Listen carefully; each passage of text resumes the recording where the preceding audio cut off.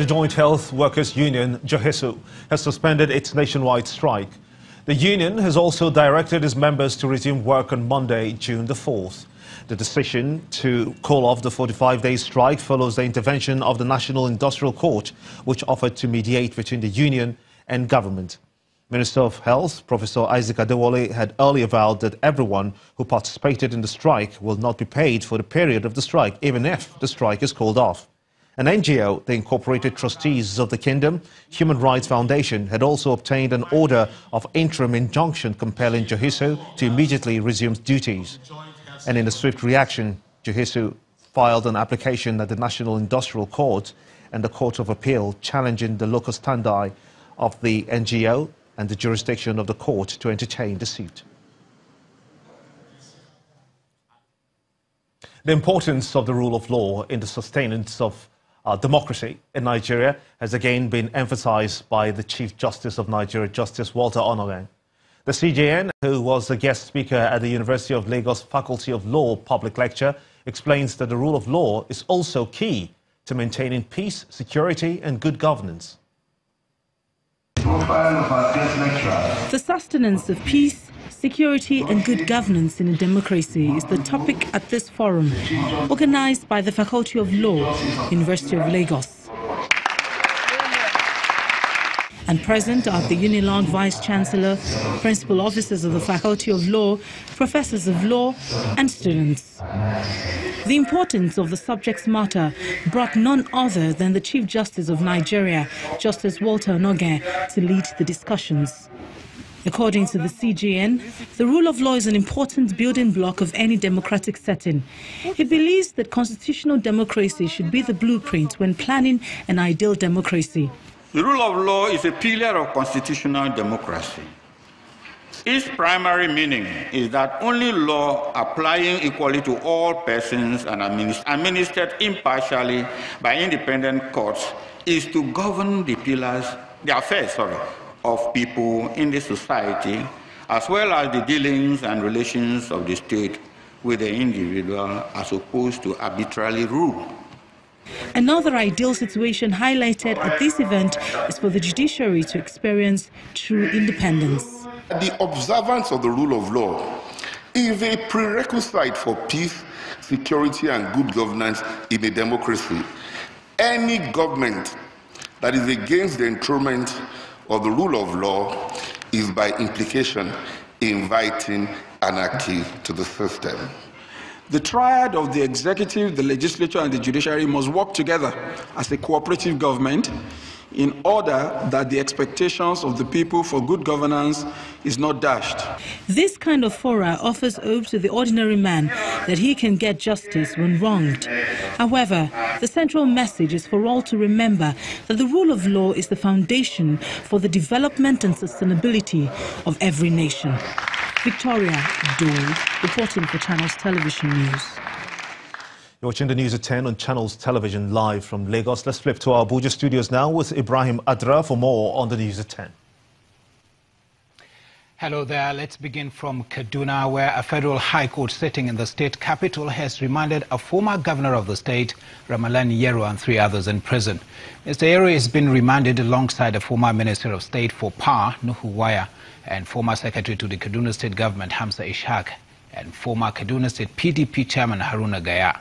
And the men were arraigned before Justice Mohammed Shuaibu on a 4-count charge of criminal conspiracy, money laundering, misappropriation of public funds, and breach of trust. All the defendants pleaded not guilty to the charge when it was read to them. When Mr. Yero's counsel, Yunus Ustaz, made an oral application for the bail of his client, with the alternative to be remanded in the EFCC custody, it was opposed by the EFCC counsel, Joshua Saidi. He insisted that the 4 accused persons be taken to prison, as the Commission does not have enough detention facilities to accommodate them. After listening to both arguments, Justice Shuaibu agreed with the submission of the prosecuting counsel and therefore asked the defense counsel to file a written application for bail. Hundreds of bank workers affected by the capitalization exercise of 2006 have filed a fresh suit at the National Industrial Court sitting in Lagos, 12 years after they lost their jobs. And some of the ex-bank workers who showed up in court today expressed optimism that they will get justice in court despite the length of time it has taken to get paid the terminal benefits they believe they are entitled to. Their lawyer, Daniel Omutilewa, told Channels Television that the ex-bankers have withdrawn the old suit which they filed as a union and decided to file a fresh suit for their benefits as individual claimants. The defendants in the fresh suit are the Central Bank of Nigeria, CBN, and the Nigeria Deposit Insurance Corporation, NDIC. Trial Judge Justice Mustafa Tijani has, however, adjourned till July the 9th for a report of service following the absence of the defendants in court. The chairman of the ex-bank workers, Magnus Maduka, says over 900 of them, and still counting, are back in court seeking justice. 904 of us have so far given a consent to our lawyers to come and represent us in Nigerian Industrial Court before the sitting judge today in Court 9 in respect of our terminal benefits, which had been denied us since 2006, that our banks lost their operating licenses as a result of their inability to come up with the 25 billion naira required for our share capital as at that time, under Professor Soludo Charles, who was the governor of Central Bank at that time. So we're in court here. We've been in court earlier, but we just, under some advice, we decided to come back, not as a union, but as individuals, under the same lawyers for cost effectiveness. Now, some students of Methodist Girls Model Secondary School in Ovim, Isikwato, local government area of Abia State, have been recounting their experience following an attack in their dormitory by suspected hoodlums. They say one of the hoodlums injured most of them by hitting them with an iron rod while trying to escape. A federal lawmaker representing Isikwato Umuneochi Federal Constituency describes the incident as terrorism against the children, pleading for quick action to bring the culprits to book.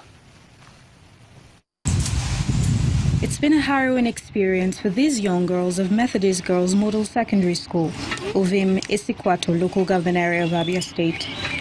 They were attacked by hoodlums who sneaked into their dormitory and attempted to rape them.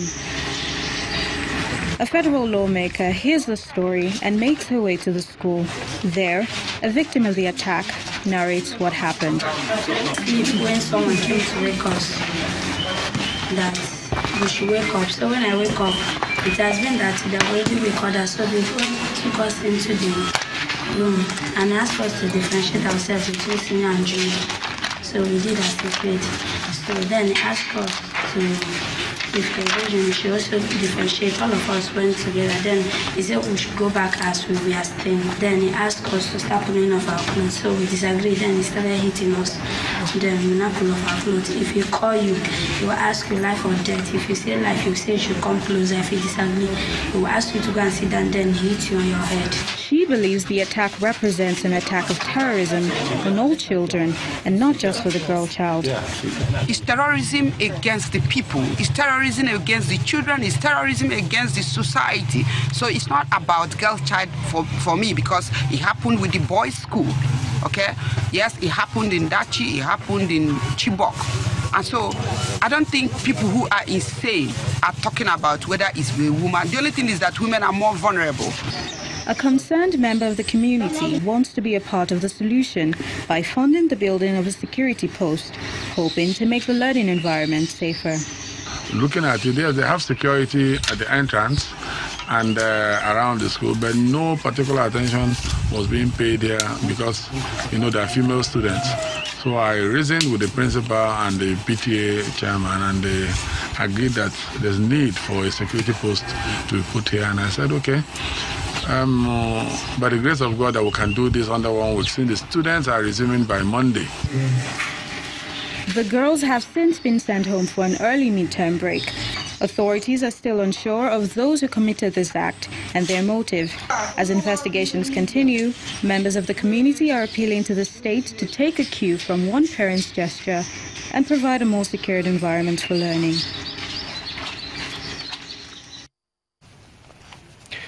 And that's all from Abuja. We return to Gimba in our Lagos studio. Gimba. Many thanks indeed, Ibrahim. Now, the Senate Minority Leader and former Governor of Akwa Ibom State has explained that sustained and increased peace and development will gradually solve the infrastructure deficit in states and the country. He mentioned this during the commissioning of some internal roads in Onelga in Rivers State. The event was, however, preceded by yet another commissioning, this time by the governor of Ekiti State, Ayodele Fayose. Our correspondent Emmanuel Ray reports. Ilili, Alimini community in River State is the next port of call in the string of inaugurational projects embarked upon by the River State government. The state governor arrives in company of his colleague from Ekiti State, Ayodele Fayose, to warm welcome from the people. Their once deplorable link road now wears a new look, and they watch with excitement as the Ekiti State governor cuts the tape. I declare this road serviceable, useful to this community and Nigerians in general. In Jesus' mighty name. Amen. For Governor Wike, the days of excuses are over. We are not government of excuses. We are government of fulfilling promises. And so, my dear brothers and sisters of Elele, we have to open your eyes. This is no longer a period of people coming to deceive you. I made a promise to you, and I'll fulfill the promise. All the money is stolen from River State. They are bringing it to Ekiti now to come and do election, July 14. Rather than use the money to do your roads, they are bringing the money there. They are passing it to each other. Next is the inauguration of 11 inner city roads in Omoko community. But this time, Governor Wike is accompanied by the Senate Minority Leader, Godswill Akpabio, and some members of the Senate. In the name of God the Father, God the Son, and God the Holy Spirit. I am very proud, and I know what it means to complete 1 kilometer of road in a swampy terrain. Your Excellency, the federal government of Nigeria must hear this, that you are indeed doing a lot to protect the oil reserves of the Niger Delta. From the look of things, relative peace has returned to the once troubled communities of Omoko since the demise of the suspected mass murder of Don Wani, and the people would like to see the peace sustained. Emmanuel Ire, Channels Television News. Let's move over to business news now with Ann Waodo.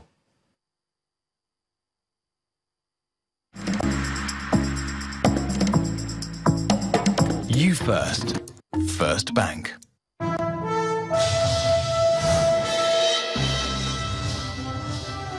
Thanks a lot, Gimba. And we begin business news tonight with the President Muhammadu Buhari pledging his support to the business community in the country as he appreciates them for their continuous support to his administration. President Muhammadu Buhari is particularly happy with the achievement of the agriculture sector in the past 2 years. He spoke at the end of a dinner with the business community led by business tycoon Aliko Dangote. Now, the Minister of State for Petroleum Resources, Dr. Ibe Kachiku, has vowed to resign, but that's if 80% of refineries in the country does not deliver before the end of next year. Dr. Kachiku made this known today on our breakfast program, Sunrise Daily. We have set, I think, end of July as a completion date for those. Once we do that, we'll announce that. And once we announce that, they begin to put in those funds and begin to invest. It will take us about 12 to 18 months to bring in these refineries. The internal review systems have taken longer than I thought. I got his approval to do this, I think, 2017, if I'm not mistaken, early in 2017. I would have thought that by now that process would have been finished. But the honest truth is a huge amount of money. It's about 2-point-something billion being raised from private sector, locally and internationally, to do these changes. It's going to take a due process. Things have got to follow. So we're looking at 2019.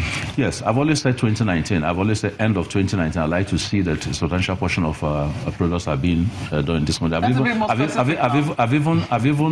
gone further. I remember.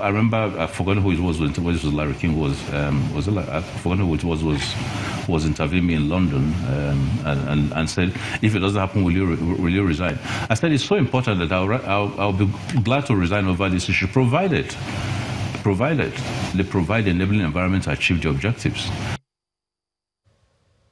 Well, it wasn't an exciting day at the market. It remained under great pressure, and then the last trading day in the month of May with no recovery. More sell-offs pushed the year-to-date return to minus 0.36% at the close of trading today. Let's hear more from Chimezie Obiwago.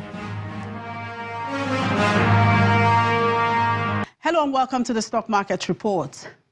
Sell in May and go away is a popular market refrain that now seems to have played out on the Nigerian stock market, ending this month with a massive 1.30% sell-off. The index gauge has slumped 15% from its mid-January peak to end May at 38,104 points. Interestingly, a whopping 1.6 billion shares worth 71.19 billion naira were traded in 5,166 deals. This volume and value recorded was as a result of the negotiated trade by Stanbic IBTC and Renaissance Capital Securities. According to the CEO of the exchange, Oscar Onyema, risk aversion is prompting some investors to sell. Amongst the 5 major sectors, only the insurance managed to close in the green, while banks, consumer goods and industrial sectors took a heavy beating. Nigerian stocks, world beaters in January, may have given up their gains for 2018, but analysts are still optimistic that the month of June will see the market rebound. Until then, investors keep their fingers crossed. And that's the Stock Market Report. I'm Chimezie Obiwago. It's about keeping their fingers crossed. It's not a different story with U.S. and European stocks. They also closed lower following threat by U.S. to impose tariffs on steel and aluminium imports from the European Union. Let's see the numbers for today.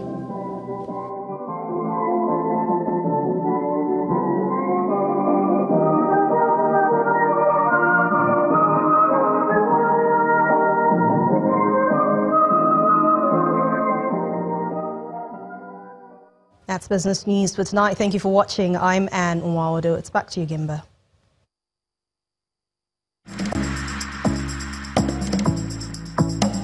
You first. First Bank.